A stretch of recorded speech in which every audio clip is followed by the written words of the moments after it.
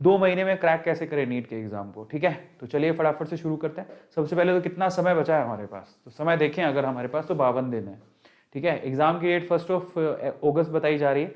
In that case 52 दिन आपके पास। अगर पोर्शन कंप्लीशन देखें तो आप एनी हाउ आपको 15 जुलाई तक खत्म करना है, तो 37 दिन बचे हैं अगर आप देखो तो 37 दिन ही है, बाकी में तो आप क्या करोगे, रिवीजन करोगे। तो 37 डेज यू हैव, रिवीजन आपको करना है 15 से 31 तक आपको रिवीजन करना है। तो 37 दिन में आपको अपनी प्रिपरेशन करनी है, उसी के हिसाब से डेली टारगेट आपको सेट करने हैं।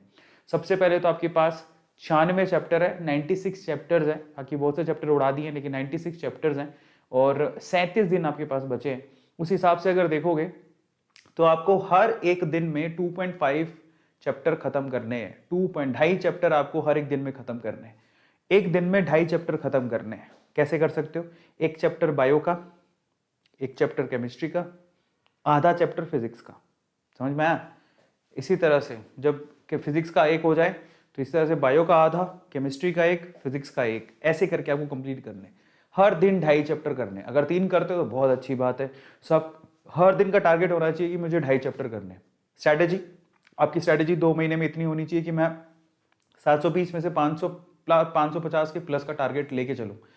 इतना भी आजकल इनफ नहीं है, आपको ऑब्वियसली इससे ज़्यादा थोड़ी तैयारी करनी पड़ेगी, क्योंकि अगर आपको एमबीबीएस करनी है तो आपको 600 प्लस मार्क्स बनाने पड़ेंगे। तो पर डे अगर देखिए हम लोगों को क्या करना पड़ेगा, डेली स्टडी यार 12 से 14 घंटे की पढ़ाई करनी पड़ेगी, तब जाके कहीं काम बनेगा। Okay, so in that case 2 यानी कि 2.5 से 3 चैप्टर आपको खत्म करने पड़ेंगे डेली। और साथ में आप लोगों को क्या करना पड़ेगा, थ्योरी भी रिवाइज करनी पड़ेगी और प्रीवियस ईयर क्वेश्चंस भी करने पड़ेंगे।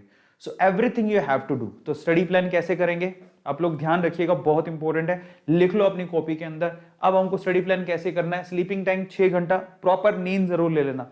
ऐसा नहीं कि नीट के जोश में आप नींद ही नहीं ले रहे हो, नहीं ऐसा नहीं करना। आपको 6 घंटे की प्रॉपर नींद लेनी है। उसके बाद जो डेली के आपके काम है, खाना पीना रहना सहना, 3 घंटे बहुत है। इसके अलावा आपको सेल्फ स्टडी बहुत इंपॉर्टेंट है, इसी से आपका सिलेक्शन होगा। और डेली क्लासेस जो आप लेते हो, मान लो आपने कोचिंग ज्वाइन की है या यूट्यूब पे क्लासेस देखते हो, तो 6 घंटे उसके हो गए। उसके बाद आपको क्या करना पड़ेगा, प्रीवियस ईयर क्वेश्चन 6 घंटे उसको देने। तो अगर आपका वाकई में सिलेक्शन होगा ना, तो 2 चीजों से होगा।